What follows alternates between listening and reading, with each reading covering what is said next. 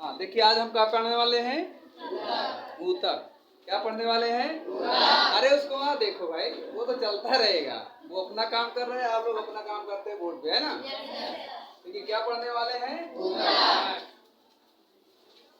ऊतक को अंग्रेजी में बोला जाता है टिश्यू, है ना? तो आप कह सकते हैं ऊतक। तो आपको हमने बताया है पहले ही चैप्टर में कि कोशिकाओं के समूह को ऊतक कहा जाता है। अगर ढेर सारे कोशिकाएं एक स्थान पर जमा हो करके किसी अंग का निर्माण कर लिया तो उसे हम क्या कहेंगे? ऊतक। क्या कहेंगे? ऊतक। तो आप कह सकते हो सीधे सीधे कोशिकाओं के समूह को ऊतक कहते हैं। यानी एक स्थान पे एक कोशिका, दो कोशिका, चार कोशिका एकत्र हो जाए तो उसी को हम कह देंगे ऊतक। जैसे हमारे बाल की जो संरचना होती है वो किसकी बनी होती है? कोशिकाओं से, है ना? और जो बाल बन करके पूरे एक समूह बना लेता है, संरचना बना लेती है, तो क्या हो जाता है? फिर ऊतक हो जाता है। जैसे ये हमारी नोज है, इसको हम क्या बोल देंगे? ऊतक बोल देंगे।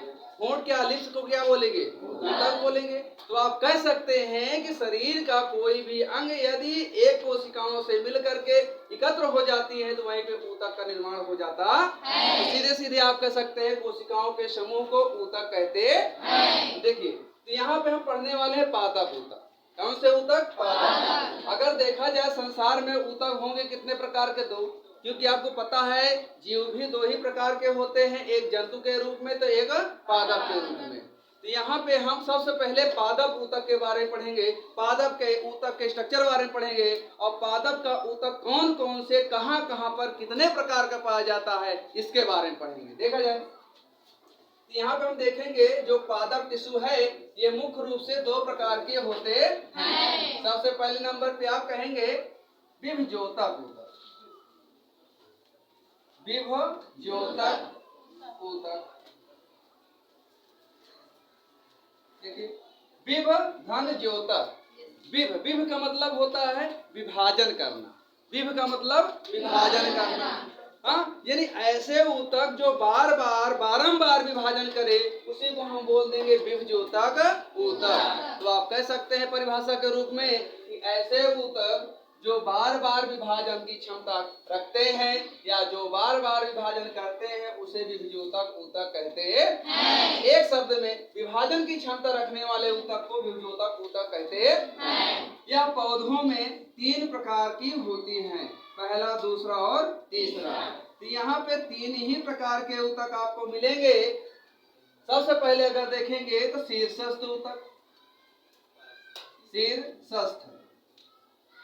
दूसरा आता है अंतर्विष्ट। अगला जाता है पार्श्व। तो यहाँ पे है किसका खंड में? विभज्योतक। तो आप लिख देंगे विभज्योतक ऊतक। फिर इधर लिख देंगे विभज्योतक ऊतक, भी आप डाल दीजिए विभज्योतक ऊतक। तो आप सीधे तौर पे कह सकते हैं कि ऊतक जो होंगे तीन प्रकार के होंगे। सबसे पहले नंबर पे आपने देखा शीर्षस्थ ऊतक। कैसा ऊतक? देखिए, जैसे नाम से ही स्पष्ट हो जा रहा है, शीर्ष धन अस्त। अस्त माने स्थान, शीर्ष माने सिर। यानी आप कह सकते हैं ऐसे ऊतक जो पौधों के शीर्ष भागों पर पाया जाए उसे हम शीर्षस्थ ऊतक कहते हैं। उदाहरण के तौर पर यदि आप छोटा सा पौधा लेते हैं गमले में तो आप देखते हैं शीर्ष भाग पर छोटी छोटी पतली कलिका के रूप में ऊतक आपको दिखाई देते हैं। वो फिर जब आगे बढ़ती है तो पत्ती बन जाती है। फिर पत्ती बनने के बाद फिर उसके ऊपर आप देखते हैं फिर छोटी छोटी कलिका आ जाती है। तो वो जो कलिका होती है वो बार बार क्या करती हैं? विभाजन करती हैं, अपने आप को बनाती हैं। इसी को हमने कह दिया शीर्षस्थ विभज्योतक ऊतक। यानी ऐसे ऊतक जो शीर्ष स्थान पे हो और बार बार विभाजन करके नई नई पत्ती, नई नई शाखा का निर्माण करे तो उसी को हम बोल देंगे विभज्योतक ऊतक। अच्छा, फिर आ जाता है अंतर्विष्ट। अंतर्विष्ट का मतलब होता है दो चीजों के अंतर को विष्ट करना, मिला लेना, उसी को हम बोलेंगे अंतर्विष्ट। जैसे आप जानते हैं दूल्हा दुल्हन जब मिलते हैं तो वो भी क्या हो गया? एक तरह से अंतर्विष्ट। तो यहाँ पे भी हमने देखा कहें जब शाखा और तना दोनों एक साथ मिलेंगे तो उसे क्या कह देंगे? अंतर्विष्ट। हाँ, दोनों के अंतर को यहाँ पर विशेष रूप से चिपका दिया तो हो गया अंतर्विष्ट। क्या हो गया? Very good. फिर आता है पार्श्व विभज्योतक।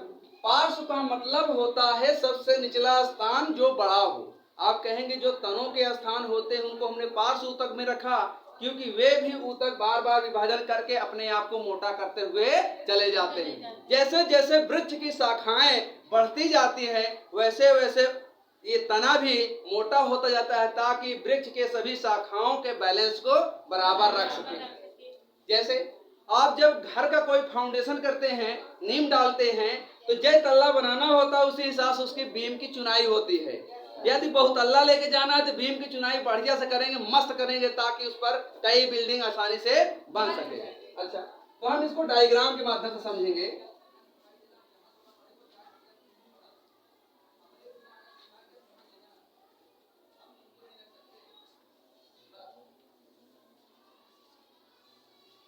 देखिए, जैसे ये देखिए, ये क्या है? शीर्षस्थ है, क्योंकि ये पौधे के कैसे स्थान पे है? शीर्ष भाग पर है। जब शीर्ष भाग पर है तो क्या हुआ?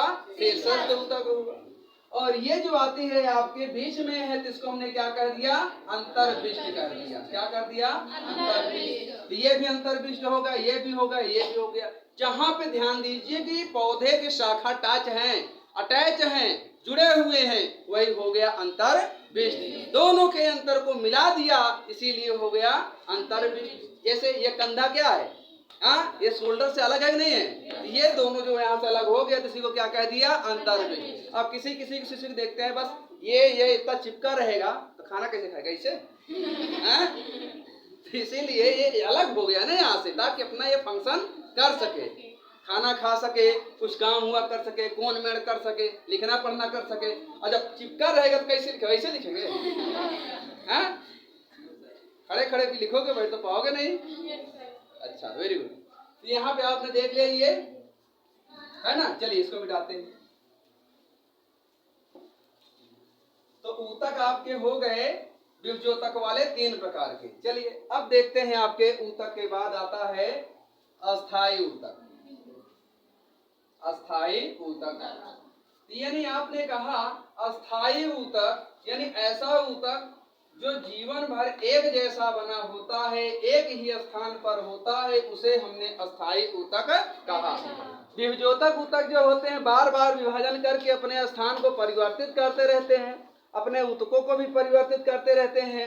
लेकिन यहाँ पे जो अस्थायी ऊतक है वह सदैव एक स्थान पर एक स्थिति में रहता है, बल्कि भले अपनी संख्या को बढ़ा सके, लेकिन स्थिति केवल एक ही होती है। अगर जड़ में है तो वह सदैव जड़ में ही रहेगा। लेकिन शीर्षस्थ की कहानी थी कि अगर शीर्ष भाग पर है, शीर्ष बढ़ करके 2 फुट आगे चला गया तो वो भी 2 फुट ऊपर चला जाएगा। तो ये इसमें दिक्कत है। अच्छा, तो ये जो होते हैं अस्थायी ऊतक, जिसको हम बोलते हैं परमानेंट है, कहते हैं ना परमानेंट। यहाँ पे परमानेंट वाली जो ऊतक होती है 2 प्रकार की होती है। सबसे पहले स्थान पे यदि हम देखते हैं तो इसको हम बोलेंगे सरल ऊतक। सरल ऊतक। और दूसरे को बोलेंगे जटिल ऊतक।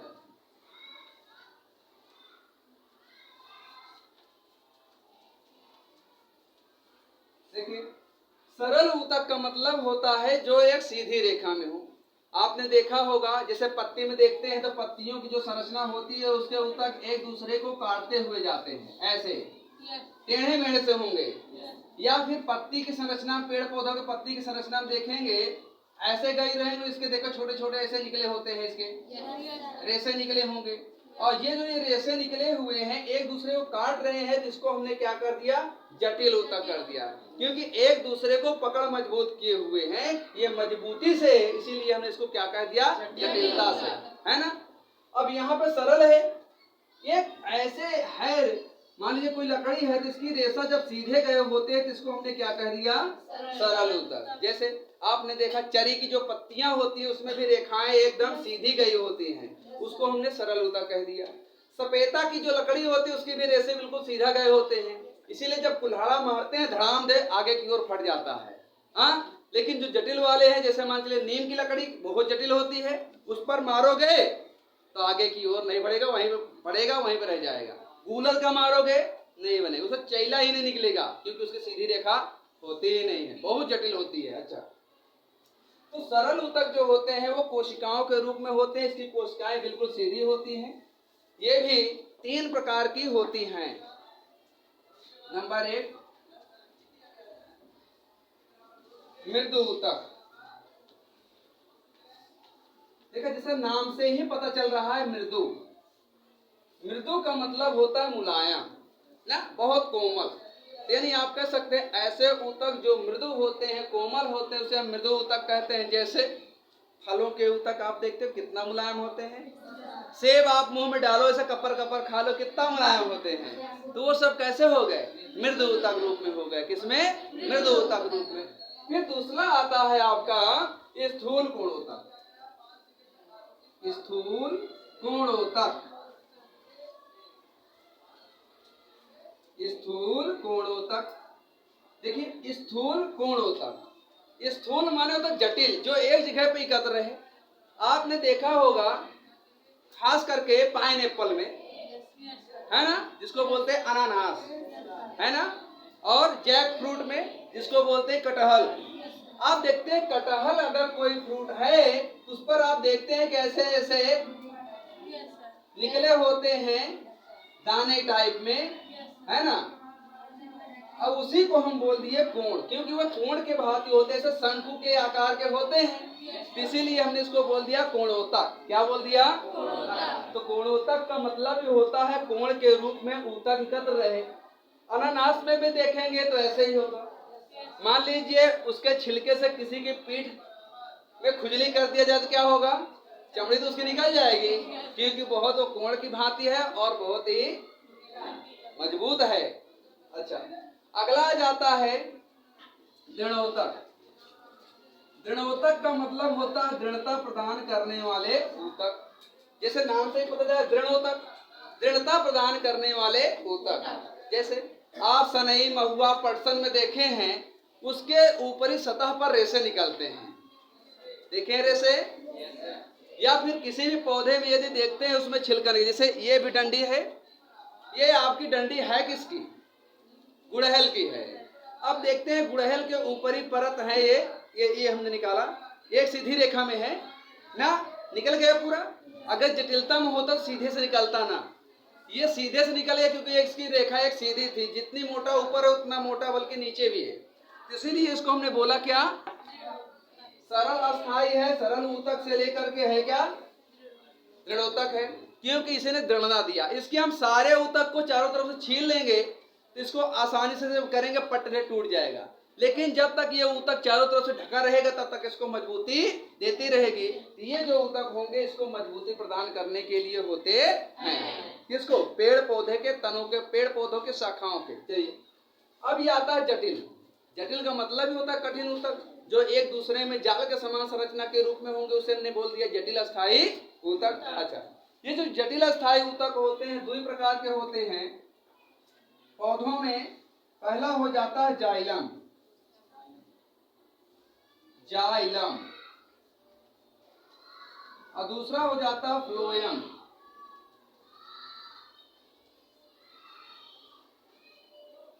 फ्लोएम, देखिए, जाइलम होता है जल को ले जाने वाला ऊतक, यानी ऐसे ऊतक जो जल को एक स्थान से दूसरे स्थान पर लेकर जाए, उसे हमने क्या कह दिया? जाइलम ऊतक। यानी ऐसे ऊतक जो जल को एक स्थान से दूसरे स्थान पर लेकर जाए, उसे हमने क्या कहा? जाइलम। देखिए, जड़ें जो होती हैं मिट्टी में गहराई तक गई होती हैं, और जड़ों में छोटे छोटे रोम लगे होते हैं। उन्हीं रोमों से जल को क्या करते हैं? अवशोषित करते हैं। अवशोषित करने के बाद मोटी जड़ में आती है। मोटी जड़ में जो जाइलम होती है, उस जाइलम के द्वारा धीरे धीरे तने में आया, तने से धीरे धीरे शाखा में गया, शाखे से धीरे धीरे पत्तियों में गया, और जब पत्तियों में गया तो प्रकाश संश्लेषण के द्वारा भोजन बना करके पेड़ पौधों के लिए ग्लूकोज तैयार किया। तो जाइलम का काम क्या हुआ? सीधे तौर पर जल को एक स्थान से दूसरे स्थान पर। कह दो सर जी बहुत कठिन है, लेकिन कठिन नहीं है, इसी तरीके समझेंगे। ज माने होता है जल, ज माने और ज माने जाइलम। ज माने जल तो ज माने, तो जाइलम कौन ले गया? जल को ले गया। जल को कौन ले गया? जाइलम ने क्या ले गया? तो आप कह देंगे जा माने जल होता तो जा माने जाइलम भी होता है, तो जाइलम का साथ जल देगा। और फ माने फ्लोयम, तो फ माने फल, और फल होता क्या है? भोजन। हम लोगों को क्या है? भोजन। तो यहाँ पे फ माने फल, तो फ माने भोजन। तो यहाँ पे आप कह सकते हैं ये जो फ्लोयम है पेड़ पौधों में भोज्य पदार्थों को एक स्थान से दूसरे स्थान पर लेकर जाता है। जैसे अगर कहा जाए फ्लोयम है क्या, जब पेड़ पौधों में पत्तियों में खाना बन करके तैयार हो जाता है तो यही फ्लोयम की कोशिकाएं ऊतक ही पौधों के शाखाओं, तनों, जड़ों, पुष्पों तक भोज्य पदार्थ को ले जाने वाला अंगक के रूप में काम करता। कौन काम किया? फ्लोयम काम किया। कौन काम किया? तो फ्लोयम का काम ही हुआ भोज्य पदार्थों को एक स्थान से दूसरे स्थान पर लेकर के। तो हम जीवन में कभी नहीं भूलेंगे फ माने फल, तो फ माने फ्लोयम। तो फल एक तरह का भोजन है, तो यहाँ पे फ्लोयम भोज्य पदार्थों को लेकर के जाता है। लेकिन पेड़ पौधों में जो भोजन बनता है वह ग्लूकोज के रूप में बनता है। किस रूप में बनता है? ग्लूकोज के रूप में। तो वह ग्लूकोज के भोज्य पदार्थों को पौधों के शरीर अंगों में, सभी अंगों में लेकर जाते हैं, जिससे पेड़ पौधों को शक्ति मिलती है और उनकी जैविक क्रियाएं सुचारू रूप से चलने लगती है। जैविक क्रियाएं क्या है? जिंदा रहने के लिए आवश्यक क्रियाएं, है ना। चलिए, ये जो जाइलम होंगे इसमें भी कई प्रकार, 4 प्रकार की कोशिकाएं होती है, लेकिन आपके राजीव प्रकाश में 2 दिया है, होती 4 हैं। और आगे कक्षाओं में जाएंगे तो इसमें आपको मिलेंगे 4 कोशिकाएं, और इसमें भी जाएंगे तो आपको 4 तरह कोशिकाएं मिलेंगी। लेकिन अभी आपको छोटी कक्षा में तो 2 ही पढ़िए। पहली आती है चालनी नलिकाएं, दूसरी आती है सहचर। लेकिन जाइलम में आएंगी जाइलम वाहिकाएं और xylem वाहिनिकाएं।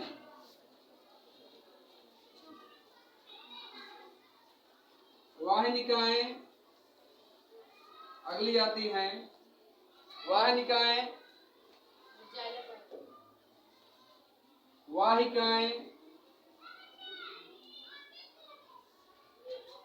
Xylem parenchyma, वाहिनिकाएं, वाहिकाएं, xylem parenchyma और जाइलम रेसे। जाइलम रेसे, रेसे रेसों की भांति होते हैं। अगला आ जाता है आपका चालनी कोशिकाएं, साथी कोशिकाएं, फ्लोयम पैरेन्काइमा, फ्लोयम पैरेन्काइमा। अगला जाता है फ्लोयम रेसे।